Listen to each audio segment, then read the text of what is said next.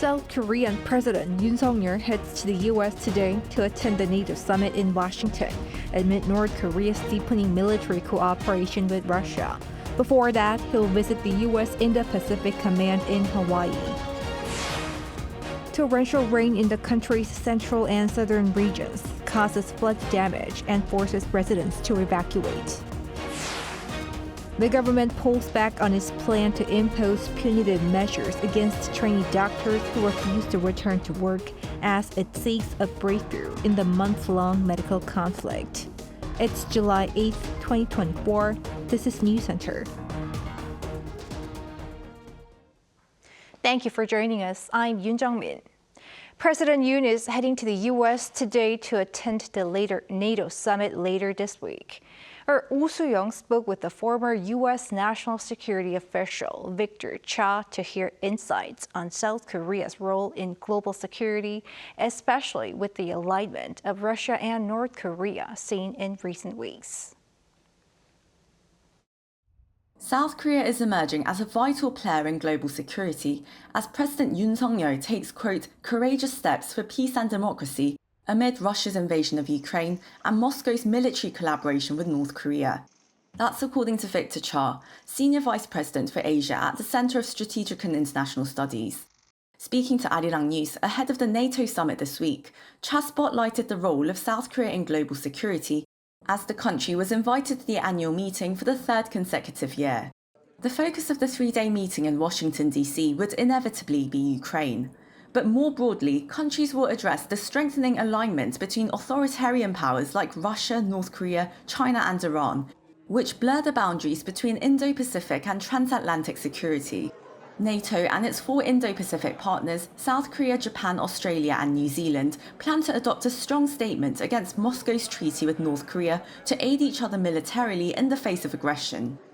So I think it's very clearly a direct threat in Europe because this collaboration is allowing Putin to use ammunition at very high rates on cities and civilians in Ukraine, as well as on the battlefield. This NATO summit, I think more than any other, will show how the two security theaters are connected. So just as allies in Asia like Japan and Korea have been helping to defend Ukraine, European partners will have to be critical supporters of peacetime deterrence in the Taiwan Strait, on the Korean Peninsula, in the South China Sea. Cha said the IP4 countries and the G7 bloc could help bolster intelligence sharing and slap additional sanctions on Russia and North Korea, given the futility of such efforts in the UN Security Council, where Beijing and Moscow hold veto power. While there are no plans for a three-way meeting between the leaders of South Korea, the US and Japan during the NATO summit, Yoon's office said Friday that it is open to all possibilities. Cha emphasized the need for a trilateral collective defense declaration against the Russia-North Korea axis. I would hope that they make some sort of collective defense declaration, that the security of one is tied to the security of all. This is something that the United States has wanted the three allies to do for quite some time. For domestic political reasons, it's been difficult.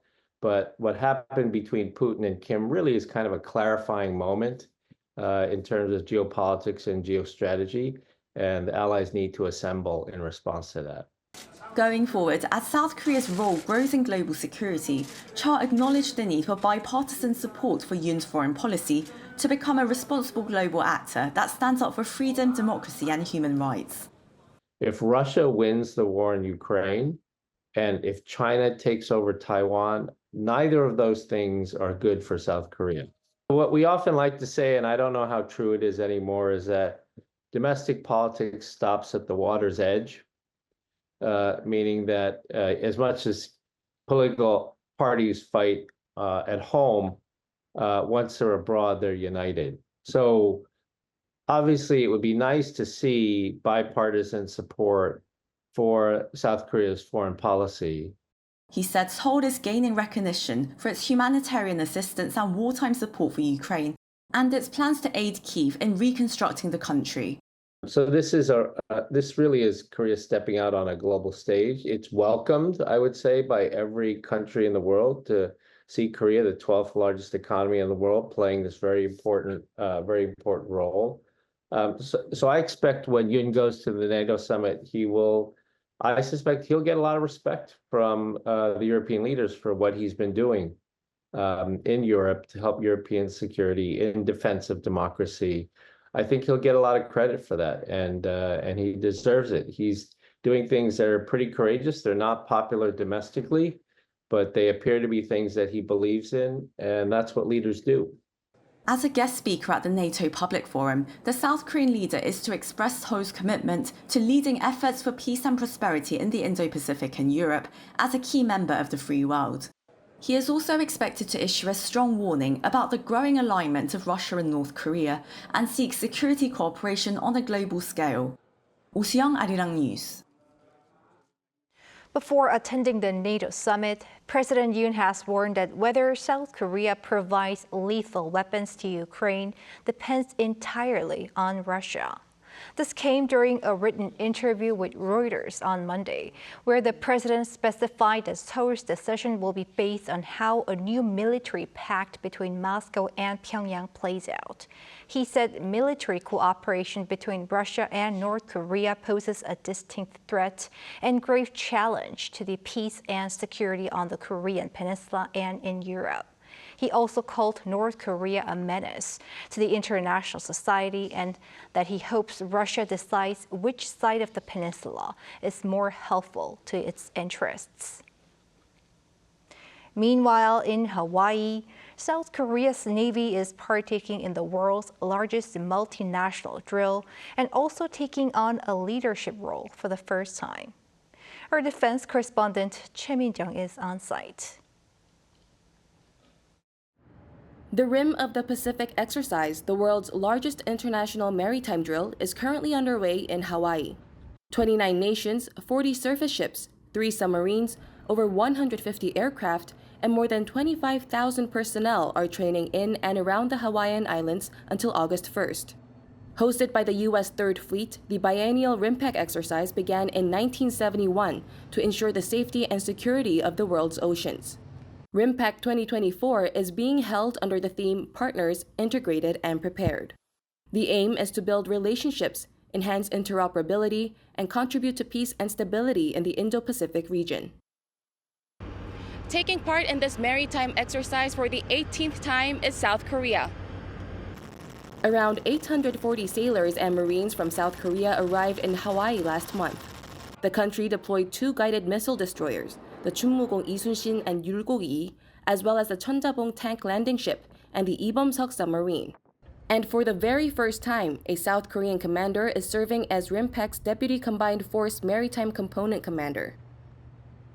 I am successfully carrying out my duties as Deputy Commander of the Combined Forces Maritime Component Command in RIMPAC 2024. Through this exercise, we will raise the status of South Korea's Navy by improving Joint Force Command and performance capabilities.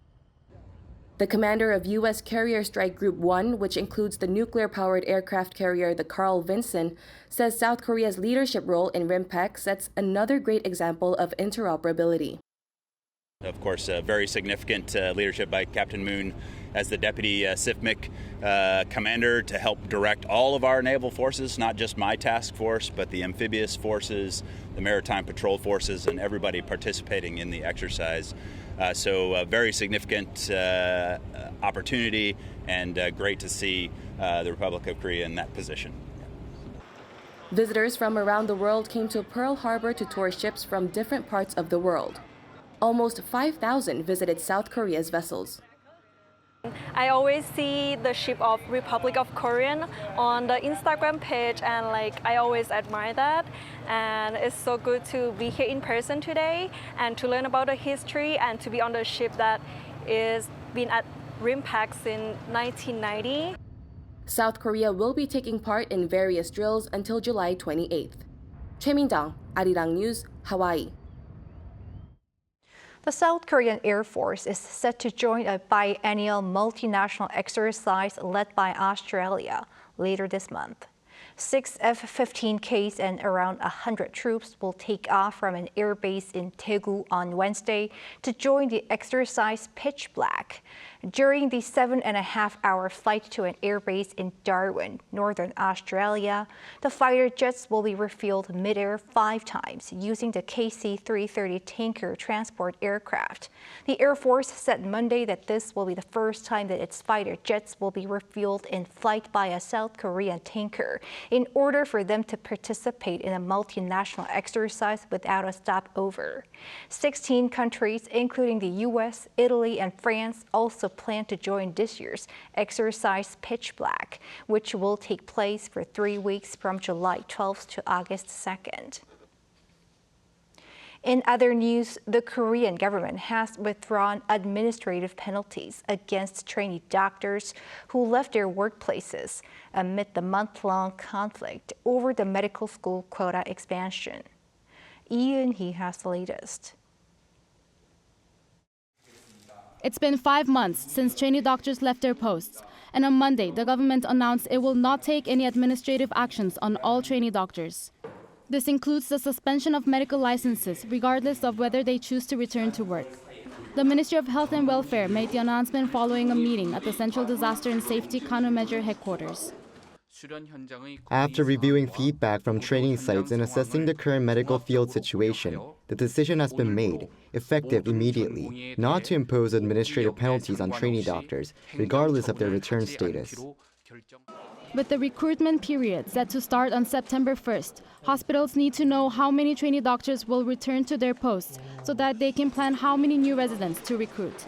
The government is looking to ease the return policy for those who have resigned so they can apply for the second half of the year.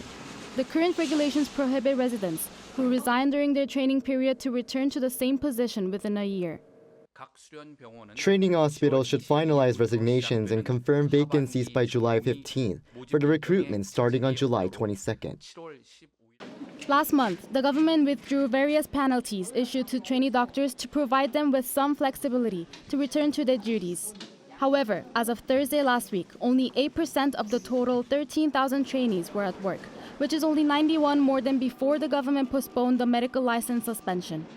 In addition, on Monday, the government promised to speed up improvements in the training environment for trainee doctors, including gradually reducing the maximum working hour limit from 36 hours to 30 hours.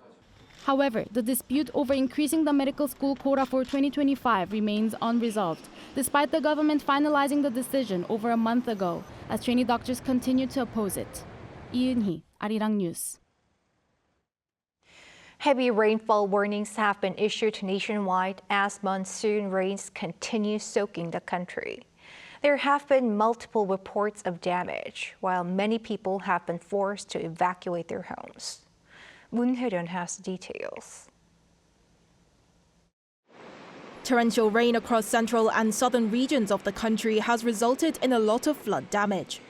As of Monday morning, 197 people in Gyeongsang-Buk-do province in the south have been forced to leave their homes and shelter in government-provided facilities.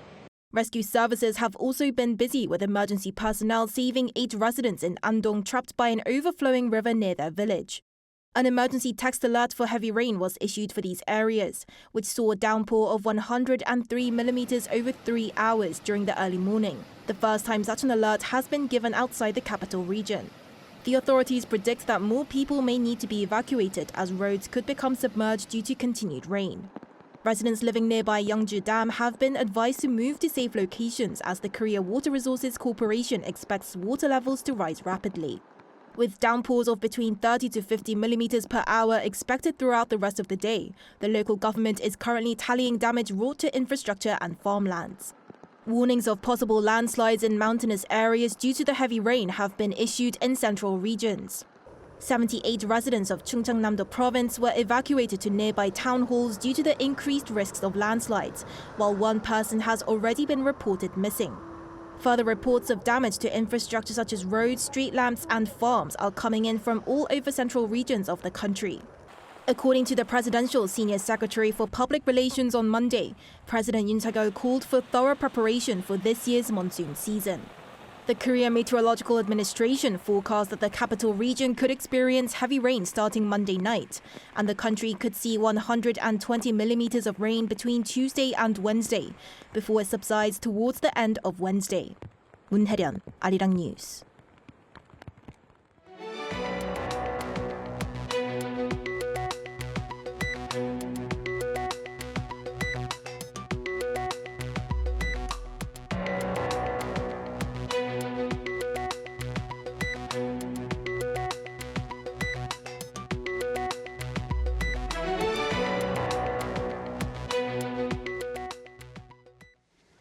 Foreign investment in the South Korean stock market reached a record high for the first half of this year.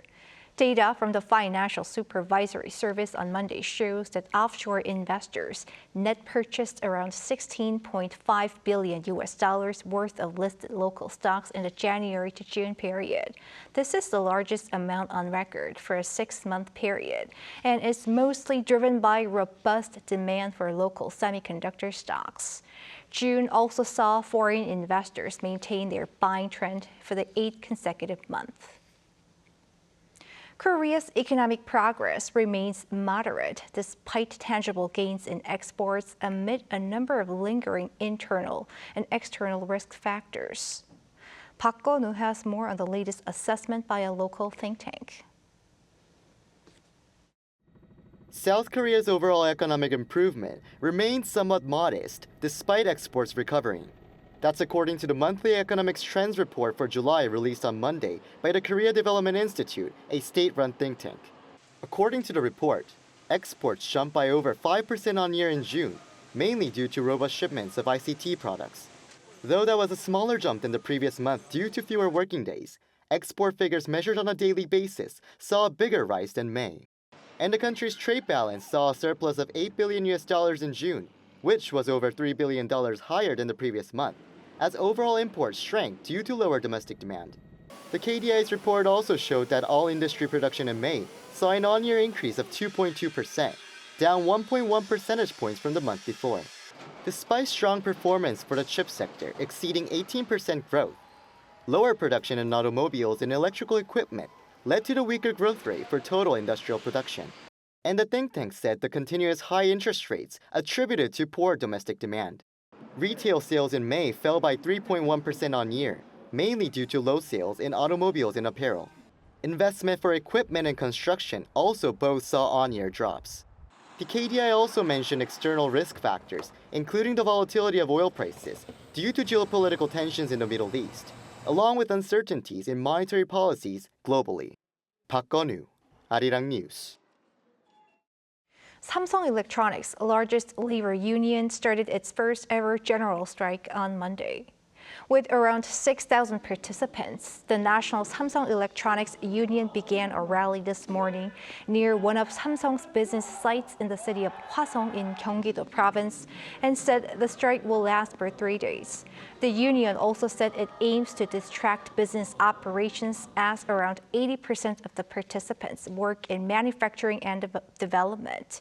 If the labor union's requirements, mostly related to payment raises, are not negotiated, the next strike starts on July 15th.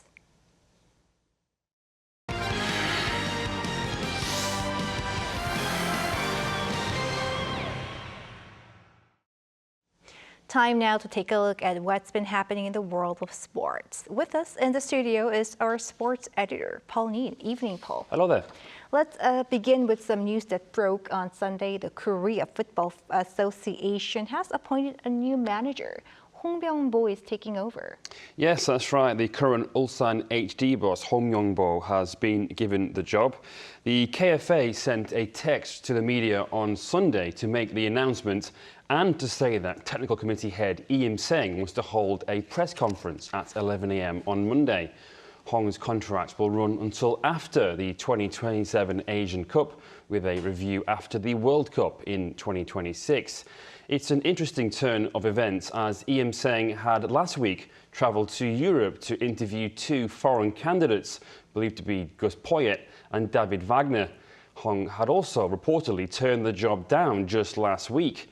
Hong has led Ulsan to 2 K-League 1 titles, one in 2022, which was the club's first in 17 years, and one in 2023. He also had a spell in charge of South Korea from 2013 to 2014, including for the World Cup in Brazil. As a player, Hong captained South Korea to the World Cup semi-finals in 2002 and played 136 times for his country, a record along with Cha Bum-kun. All right, staying with football, the Euros in Germany and the Copa America in the U.S. are down to Final Four, I believe. Yes, and 3 of the 4 quarterfinals in the Euros went into extra time, and 2 even went to penalty shootouts. England versus Switzerland on Saturday went to a penalty shootout after a 1-1 draw. England scored all 5 of their spot kicks to win only their 3rd shootout from 10 at a major tournament. Later that day, France knocked out Portugal on penalties following a 0-0 draw. Meanwhile, host nation Germany went out to Spain 2-1 thanks to a last-minute goal in extra time by Mikel Merino. The Netherlands advanced thanks to a 2-1 win over Turkey and will face England on Wednesday in Dortmund in the semis. The other game in Munich sees Spain take on a France side that is yet to score from open play. In the Copa America, Brazil are out. They lost to Uruguay in a shootout.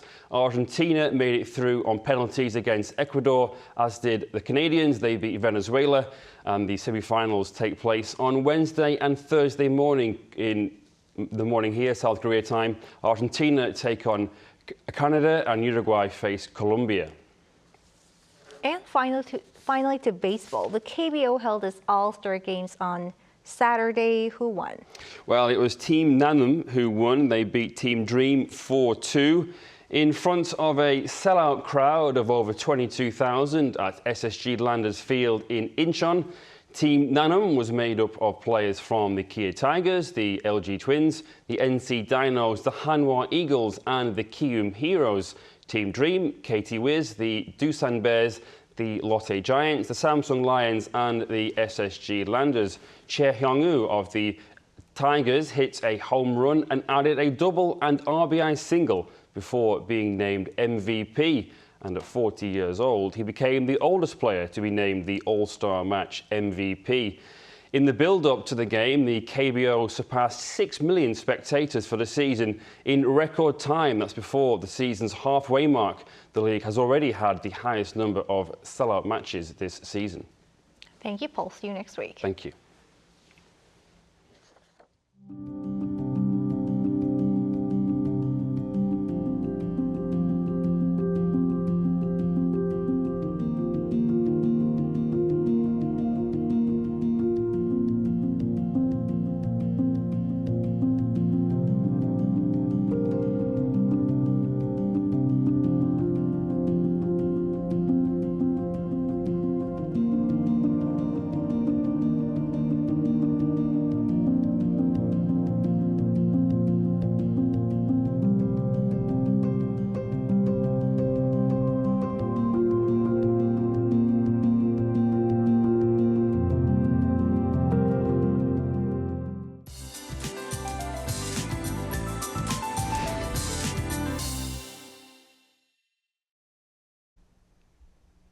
Overnight, heavy rain warnings were expanded throughout the country, and there was heavy rain everywhere.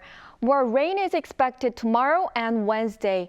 Seoul will have up to 80 millimeters, and many other places in the Jeollado provinces and northern parts of Gyeongsang-buk-do province will see more than 120. However, many places in Jeollanam-do province and the Gyeongsang-do provinces will be in the low tomorrow.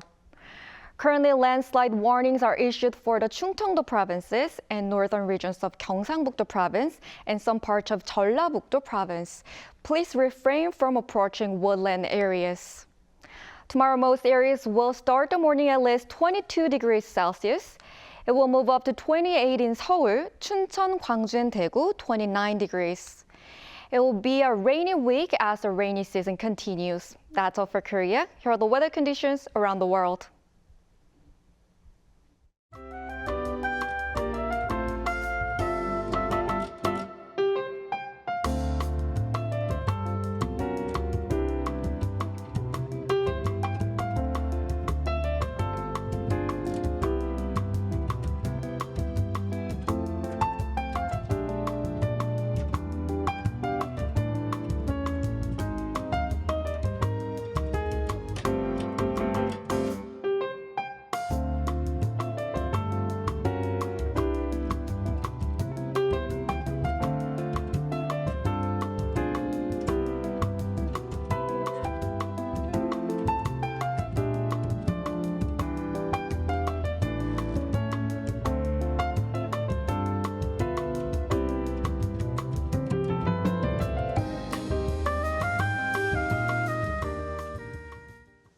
That is Newscenter for tonight. Thank you for watching. A panel session coming up.